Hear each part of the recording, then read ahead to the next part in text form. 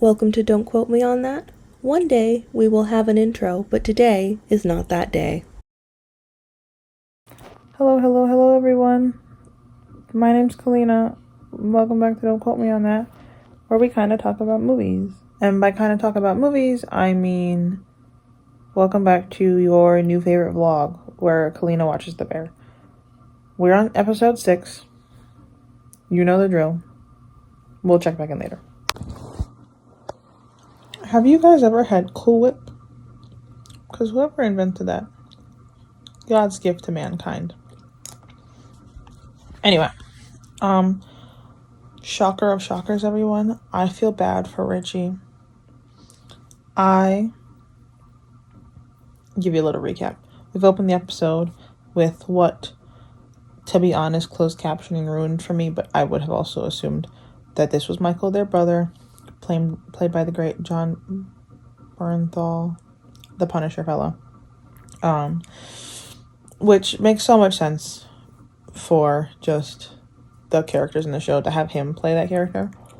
And also, like, how much older, like, how old is Carmi? And how much older was Michael and, like, Richie supposed to be? Because Jon Bernthal can play, like, fairly young, I feel like. He's just one of those dudes who I think looks ageless in the sense that he always looks older, so he could play younger. Anyway, blah, blah, blah. We open up, they're in the kitchen. Obviously, this is a flashback because Michael's alive. Sugar's in the kitchen with them. They're cooking collectively, but it's very much like a Michael Carmi thing. Michael is telling this story about him and Richie going to some bar in the morning, like 6:45 in the morning, and running into Bill Murray. And Bill Murray leaves a voicemail message on Richie's phone, or like leaves Richie's outgoing message. Just a long story short. And Michael's doing like the main prep, and then as he gets distracted in the story, Carmi kind of takes over. And there's a lot of focus on Carmi's hands as he's preparing the dish that Michael started. Just like Carmi is preparing the restaurant that Michael started. Parallels. I'm a media student, can you tell? So, long story short, they're telling the story as Michael is wrapping up the story in the past. It now cuts to, and like Richie's cutting in, obviously, because Richie was there in the story. It then cuts to present day Richie on a date. And he's telling his date about the Bill Murray story, just telling the end of it. He's like, you can call me now. And you can tell she's like, wow, this story's been going on for a really long time and it's really interesting. She's just not into it at all. And he's like, no, you can like call me if you don't believe. And she's like, no, and he's like, it was Bill Murray. She's like, no, I know who that is. I'm good at, and he's like, you don't want to hear the voicemail? And she's like, you guys were at a bar at 6:45 in the morning. And you can just kind of tell the date's obviously not going anywhere from there. But one, it made me feel bad for him because he's trying so hard to make this seemingly insignificant, stupid story that if someone was telling me, I'd be like, haha, yeah. But like, given the context of it's this fond memory he has with someone who was very close to him and is now dead, it's like, oh, that's why there's this layer here. That's why he's so enthusiastic about the story, and like, maybe he could choose a better time and place to share it. But it kind of sucks when you, like, anything, you're telling anyone a story about something and they're just not interested. But especially something like that that's a tender moment, a fond moment, a moving, significant moment in your relationship with someone that's no longer here. So yes, now he's walking on the street. Will return when I have more to say. I just realized this vlogging business is basically all the things I would point out if I were watching this show with Eleanor. So it's like she's here and she never left us. I just wanted to point out Sugar's come over looking for IRS payroll documents because that place hasn't paid their taxes in 5 years. That's super fun and fresh. I don't know why Carmi took on this job. So Sugar's come over looking for that so she can get it sorted so they can pay less. And they're going through the papers trying to find it because Carmi's like, don't worry, I know exactly where it is. It's very clear that was not the case. They're digging through boxes and Sugar's like, why would he organize it like this? And Carmi goes, I don't know, I'll ask him when he's not dead. And I know that's like not that funny when I say it like that, but just, it was good. Not to be all, oh my god, a man looked at a woman, he must be in love with her. But these looks are very emotionally charged in the way they're filmed. So I think Richie's a little in love with Sugar. Fair. Very, best friends. I guess sister. I usually see like best friend's brother or brother's best friend. But best friend's sister, that's a new one. It's probably good Michael's dead because I think Michael would probably kill him for considering that. I am speculating on something that has not been proven yet. Marcus apparently has been sleeping at the restaurant to save time on his commute. And the other guy, whose name I don't remember, was like, oh, when I used to play for the Cubs, I got really good at finding out places to stay. And Marcus was like, I'm not homeless. And the other guy was like, oh, so you're just a psychopath because you've been sleeping here so you can work on donut, whatever. So I think, back to what I've said in the last couple episodes, they do a really good job of like writing realistic relationships and conversations and scenarios. I love her facial expressions, and I love that wide shot of the two of them. I probably shouldn't put this on the internet, but I've said it once, and I'll say it again. I'd make a fantastic mobster. Actually, I've said specifically I'd make a fantastic mob boss. Mobster. I'm not great at following instructions. Anyway, I just wanted to pop in to say that the front of the place got shot up. Richie has tasked his mobster friends with finding out who, in exchange for getting to stand in front of his storefront, which apparently is just prime mobster real estate. Unfortunately, once again, I gotta give it to Carmi here at Natalie/Sugar, not winning any arguments. I feel like that's a tough call. The window did get shot out, but no one got shot. So, like, I feel like if you have customers that are willing to overlook the aesthetics and the visuals of a shot out window, why not keep serving food? I mean, realistically, the window already got shot out. They can't, like, fix it. How long it's going to take them to get a window replaced, even if they get it done the next day? Does he look like he has the funds for that? He's so in debt. And then she was like, I'm going to lose my house. This was the reason I picked up the phone to record. She was like, I'm going to lose my house because you're just going to proceed, basically, she's saying, because he's going to proceed with service, even though the window's been shot out. And he was like, don't co-sign a deal for a drug addict. Which means whatever happened with Michael, I mean, we know what happened with Michael, but whatever happened with Michael probably wasn't like that big of a shock to them. And there was definitely signs because he knew he was a drug addict. I don't get the feeling that's something that came out after Michael died. Richie is one of those people that I think, like, if I knew him in real life, he'd be someone probably most people would find fun and maybe a little brash, but like fun and interesting, but in very small doses, because he's like definitely better built to be like the face of the operation. They open up the restaurant and he's there greeting people. He's like, oh, how's your dog? Like, good to see you, man, blah blah blah. And he's like chatting it up with people, getting the orders, shouting them back to the kitchen. And it takes like someone like Michael, I guess, who had to be brash and loud and hold his own in his own right to be friends with someone like that long term, because everyone's got people like that who maybe you don't dislike them, but just you need them in smaller doses. But obviously they have close friends and family and things like that who put up with them on a more long-term and deeper and more regular basis. But they have to have similar personalities to get away with that. And, like, I definitely don't think if it weren't for Michael, Carmi and Richie would be friends. But they're similar enough. So I'm imagining Michael as the stepping stone in terms of, like, intensity of their personalities. But I was just thinking that, like, he's really, like, he can talk to people. People seem to think he's a good guy. Some of the people that think he's a good guy are mobsters, but that's, you can't pick and choose.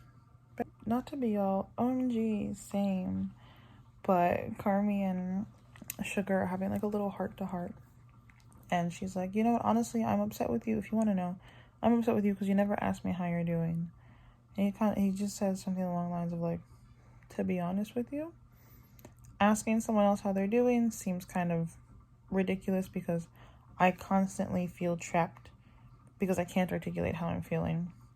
And I think what's really interesting is getting these moments of vulnerability from Carmi And we, as the audience, can see he's struggling. And I imagine we see that more than the characters do.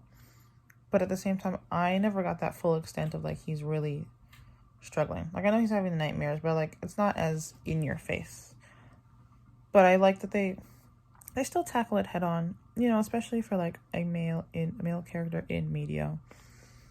To have that vulnerability and it not be something that's, like, joked, like, shied away from, or, like, they joked kind of in the conversation. They really do have a heart-to-heart. I just think it's very interesting. I think it's very well done. And then also, I think it's really interesting with kind of the parallel I made earlier of Mikey starting the food and Carmi finishing it. Mikey starting the restaurant, Carmi finishing it. In the same way that, like, Carmi says that Sugar always blames the restaurant for their problems and not Michael. But kind of how the beef is this ever-present character in their lives that's not really a character. In the same way, I think Michael, their brother, is an ever-present character in their lives. It's not really a character that's there. I don't remember the exact terminology for it, but I do think there is a name, or at least a trope, of when a story is a character is a big part of a story without actually physically being in the story, like narrating or being a part of the action. They're still looming over it. And that is how the beef is, and that is how Michael is. And I think Michael and the beef are one and the same in terms of the narrative of the show. The guys that Richie let stand outside, low-key, we're not being low-key. We're getting an argument. Richie, running around looking for his gun. Sydney went out there, yelled at them. By the time Richie found his gun, she had handled it with sandwiches. I love Sydney. I think she is such a good character. It's very, like, I don't want to use this word, but it's very, like, girl boss, but not in a way that feels pandery, because I think a lot of times it feels pandery. And it's just like Richie saw Richie looking at her after she solved the problem, and she goes, it's handled, and moved on. Which is kind of a similar thing like she had with Tina, where Tina was expecting to, like, give pushback, and they had to beat this back and forth, and Sydney was like, listen, I just want you to do good work. Whatever else doesn't matter. Also, I think that Richie is very scared.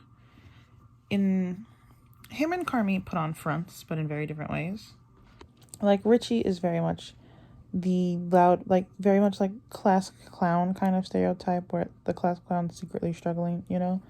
Which, like, I don't think is a trope. I think that's very true.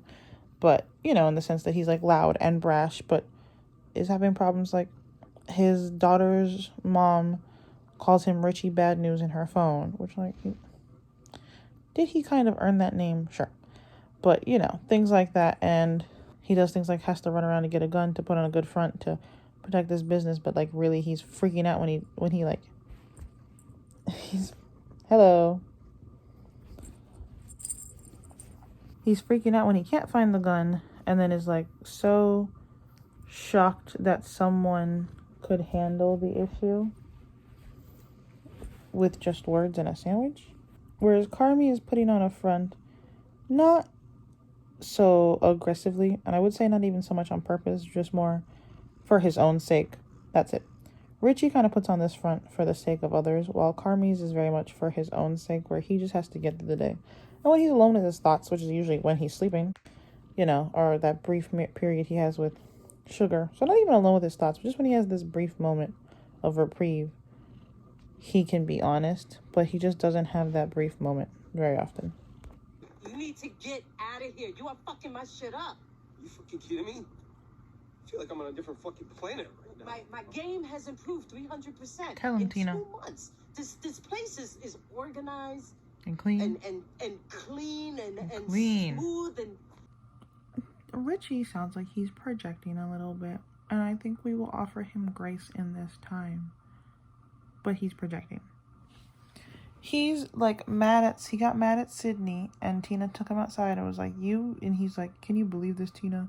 This place used to be cool. And Tina's like, no, you need to go home and get yourself together. This place is good and clean and organized. And she says, you know how much I loved Mikey, but this is real and alive and good. And he's like, They're kids, you know. Sydney, he's referring to Sydney. Sydney's a baby and she thinks she can handle stuff. But, like, who went outside and dealt with things when you were running around looking for a gun that you misplaced? Because, one, a gun is the only way you could figure out to handle the situation. And two, you can't keep track of a gun? You shouldn't have it. I saw a tweet about Jeremy Allen White not being allowed to look at people with his eyes the way he is. And every time I see him look at Sydney now, I think of that. I was shitty earlier today. Yeah? Can I get What is that, two more Atticus? chicken and peppers, please, with greens? We were offering Richie grace in these trying times. But he's being a big baby. Okay, I'm pretty sure he called the cops on the mobsters that are outside that Sydney solved the problem with, just so he could have the last say, the last I'm right, you're wrong. Even if no one knows that's what's going on.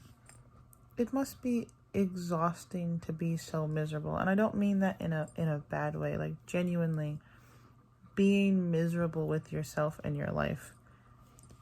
And like losing your best friend, it's sad, but it's exhausting. It takes a lot out of you to carry that around.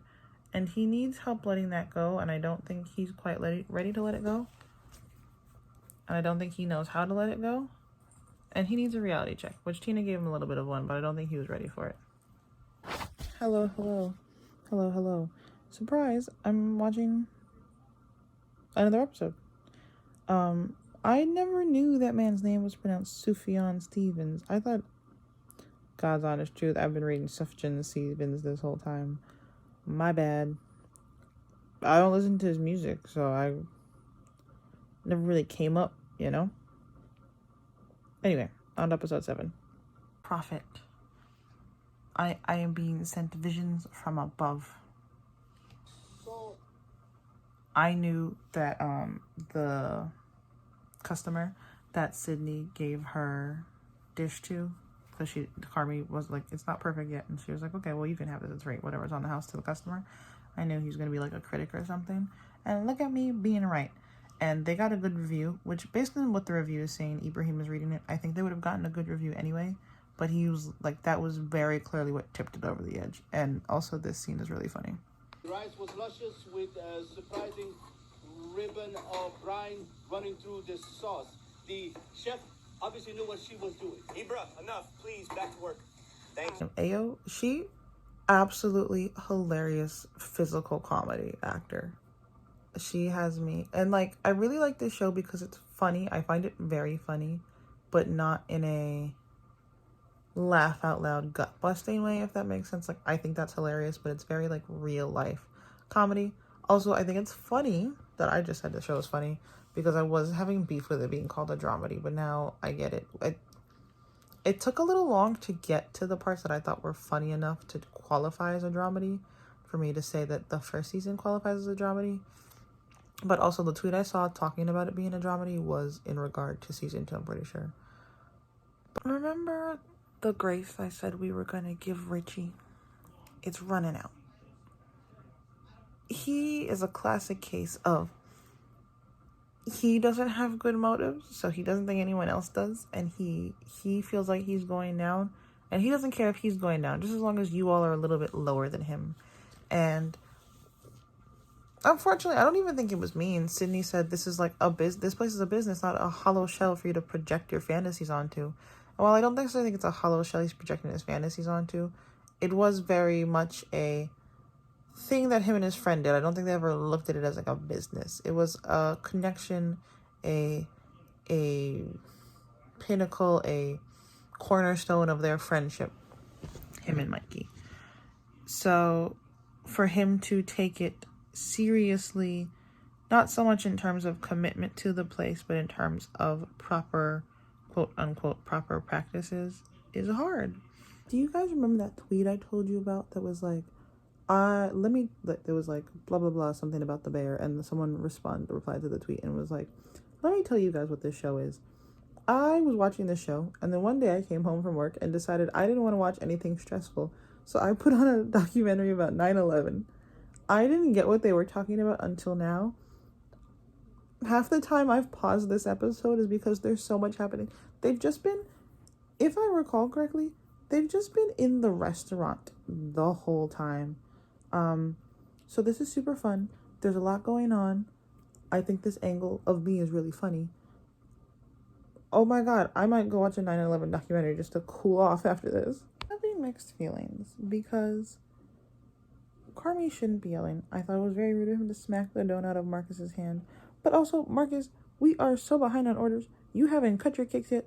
One has fallen over, and you're over here talking about donuts? Some people don't have any sense. And then Richie got stabbed, which was a little funny. But also, I'm not entirely convinced it wasn't on purpose. Sydney needs to... Also, I do not agree with Sydney bringing up his daughter. I was really expecting things to get more violent, so I don't know. I'm just starting to think maybe it's me expecting things to get violent, because a couple times I expected Carmi to, like, get in a fist fight. So maybe it's me and not them. I just think chefs need really good therapists. And we should pay the chefs very well so they can afford their very expensive therapists. I can't believe that's not the season finale. What else? That place just fell apart. He ate a donut off the floor. Or I guess realized it was really good and then said, none of this is worth it. Walked out. And there's more. I had to go to the last episode. I get why that episode was what it was. Obviously a very big catalyst. And it would have been made another episode too long to have included it there. Oh my god, this is stressful. I don't think I can handle it if it gets worse. But I'm enjoying seeing more like of the cooking side and the day-to-day in the kitchen. Because remember I was saying earlier that like Carmi, a lot of the narrative we get with Carmi is him working on himself, not so much in the kitchen. Now we're getting a lot more in the kitchen. Kind of some haunty, like Michael's haunting him, stressing him out, waking him up. And Michael's very like, apparently was very insistent that Carmen was better than that place. And that's why he wouldn't let him be there. And I don't know. The start of the episode just stressed me out. But also call back to the first episode, which I love. I like a little callback moment, like from first to last episode in that sense. And now he's at one of his like grief meetings, and he's volunteering to speak. And I think what I wanted to say was I cannot imagine how that grief affects you. And oh yes, we learned more about Michael in the little dream sequence Carmi was having. He was talking about how Michael just shot himself on the state bridge and didn't leave a note or no phone call, no goodbye, no warning, nothing like that. Just up and didn't willed his restaurant to Carmi. Now Carmi's gonna go speak at his meeting, and I don't want to take away from grief, but I did just can't catch a glimpse of the scene, and more men should look sad in sweaters. Not in this specific scenario, just in general. It's me. It's obviously a different day because that's how the world works. We're still in the Al-Anon meeting, which I guess is for, I'm assuming is for family members of drug addicts or people who have committed suicide. And he's sharing a little bit about his brother. And I think one really cool thing he said was that, I don't know, I just love the way they like described Michael and how we got a little piece of Michael at the beginning, and the description lines up with that little bit we saw, even though it was like an intimate moment among close friends and family. And what Carmi said was that he thought his brother was his best friend, but everyone also thought that his brother was their best friend, because that's just the kind of person his brother Michael was. And how Michael just randomly cut him out the restaurant one day and he didn't realize Michael was doing drugs. And Carmi's whole career basically was just kind of like well, you're going to kick me out of your restaurant. I'll work in the best restaurants in the world. I'll be the best chef in the world. Just so to prove that I'm better than your little podunk family restaurant that you kicked me out of. And the more people I cut out, the quieter my life got. And the routine of the kitchen was so consistent and exacting and busy and hard and alive, and I lost track of time, and he died. almost like gasped out loud when I heard that. I can't even fathom going through that. I don't want to. It is the one thing I think would absolutely ruin me in every sense of the word, is losing a sibling. You cannot live in the future. You have to enjoy the present. And him, again, how I've said, like, Michael is this present character but it's not here, and the restaurant is this present character but it's like not there. You have to live in the moment. You have to deal with the things that are in front of you and that are present. And the restaurant he was working in and the work he was doing was real and alive and there, and it was hard, but he knew he was doing it. He could feel what he was getting out of it because of how difficult it was and how in his face it was. But all this time he's doing it for this ever-present Michael who's never actually there. It's just living in his head, driving him to these things, and then all of a sudden Michael's gone. And that the thing is still there in front of him, but for what purpose? What is he getting out of it now? Because there's nothing for him to turn around one day down the line and say, look, I did it to Michael, because there's no Michael. I get it. I got it, but I get it now. I do, however, think Carmi should start by apologizing to some people. I don't know if I mentioned this. Sydney quit and walked out in the last episode. She just left in the middle of the dinner rush. So I think he should start with some apologies. I get where he's coming from. That does not, however, justify what he's doing. Sydney and Marcus are hanging out. Question, what is the timeline on, like, how long it's been since everything imploded? Because I thought it was, like, a day or two at most, but it seems like it's been long enough because Sydney's like, I feel bad I haven't asked you how you've been doing since everything. Which kind of gives the impression it's been a while. We get a nice little scene of Tina and Carmi talking about Michael. And Tina says, you know how much I loved him, right? And Carmi says, how much? And she says, a lot. I loved him a lot.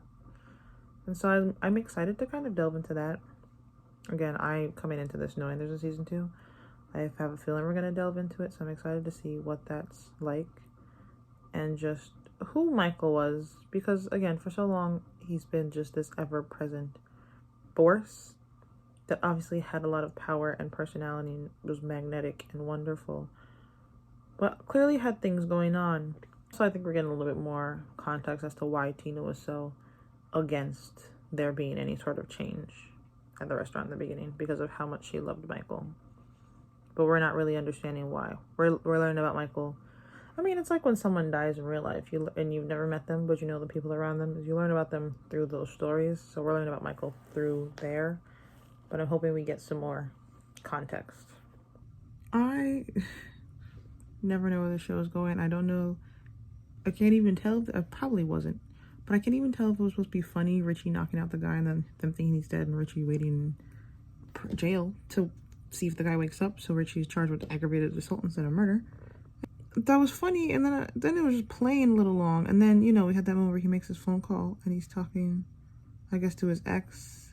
And that's what he's using his one call for. Doesn't even mention that he's in prison. He's just like, you know what? I was wrong and I'm sorry. And then he gets in the car with Carmi after. And he's like, you're all I got, cousin. The two of them are all teary-eyed. And then when Sydney and Marcus were talking, they were talking about how they were going to go back there and have it out with Carmi. Or Marcus said this, he was going to have it out with Carmi and then go back to working there. He's like, oh, I might not have it out. Might not, just keep on trucking anyway. And I knew Carmi was going to do this, but I was really glad he did, is when he saw Marcus, he said, Chef, I'm so sorry. And Marcus said, okay, heard. So, like, doesn't make what he did okay, but he knows it was wrong and he's trying to change. And I don't think he was like a bad person who didn't realize what he was doing was wrong at the time. It was just he was so caught up and couldn't take the space to be outside himself. Like, if he took the time to be outside himself, he'd know it was wrong, but he never did. Oh my God, I'm over here getting emotional about Richie. Like, Carmi, first of all, has a thing about fire, which, like, me too, but, like, in a different way. It's always in his dreams, things burning, which I don't know if it's a him thing with, like, also he smokes. So if it's, like, a him thing or if it's just, you know, nature being in a kitchen, that's one thing that could go wrong very quickly and blow up on you, even if you don't mean it to, is a flame. But he almost sets fire to the kitchen. Everyone comes and puts it out, and they're like, "Are you okay?" And he's sitting in like their little locker room type area, just on his own, cooling off, just contemplating. And Richie, which I don't know if I mentioned this because it was so long ago, but Richie had found a letter in a previous episode, like one of the first couple episodes, that had, we're assuming from Michael, written to Carmi. Or maybe it said Michael on it. Something like, it was very clear it was a letter from Michael. And he found it like tucked behind one of the lockers where no one would really see it. And I thought he was going to destroy it, but he just put it back and never said that he found it, never said anything to anyone. So just now, Carmi's sitting alone. And so now Richie gives him the letter, and Richie's saying, I didn't want to give it to you because it meant that he was gone. And then, you know, just stuff kept happening, and Carmi reaches over and, like, touches his arm really tenderly, and, like, earlier Richie's saying in the car, you're all I have, cuz. And how the two of them have people, but not in the same way they have each other and will always have each other. One, because of the person that connects them, and two, because that person that connects them on that level is now gone.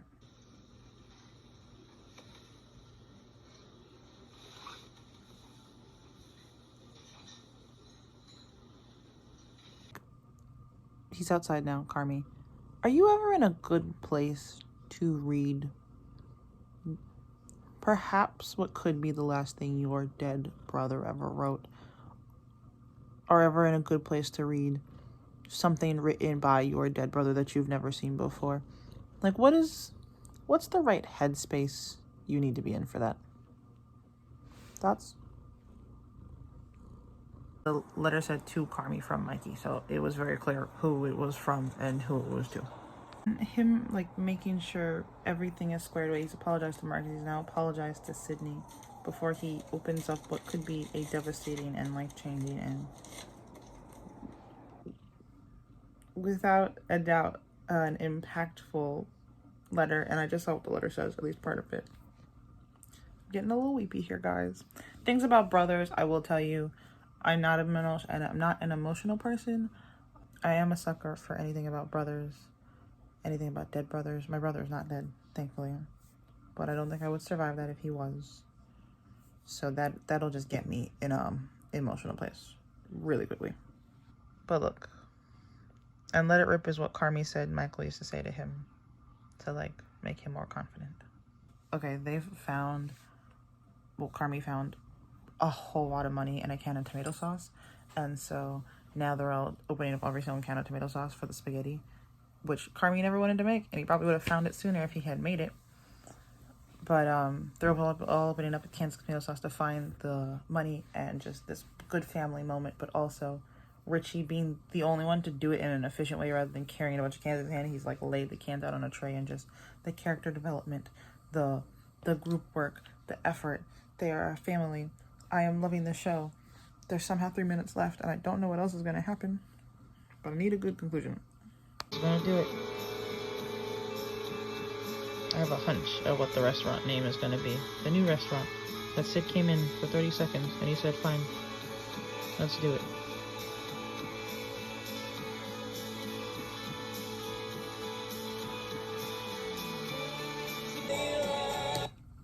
And it was, the ending was unrealistic in a way that only a show or, like, a piece of media can be, but believable enough that, like, it still worked. It didn't take you out of it. And then also begs the question, why is Michael stuffing money in sauces, in cans of tomato sauce? How did he even do that? Hopefully they take that money and pay back the mob boss guy first, but, like, they have this little family, and how clear it was it's not the money that, like, kept them there. Obviously they weren't making any money, but even at the end, it's like, it wasn't like all of a sudden they got lavish. They were still sitting together laughing and eating dinner and just having this moment. When Carmi went to call Sydney or text Sydney, I really thought he was going to call Sugar to have her be there with him for that. But I think the Sydney connection was good, just to, you know, Carmi absolving himself in a way of his sins. Anyway, it was a good ending. I'm excited to watch the next season. Will I do it for the show? Who's to say? But I definitely will watch it. But thank you guys for tuning in and hanging out with me. Hopefully next episode Eleanor will be back. It's been very long. I'm sure you're sick of me by now. And yeah. Yep. It's so nice to make things and have things and do things. See you next time. Thanks for listening. Don't quote me on that. One day we'll have an outro, but it's not today.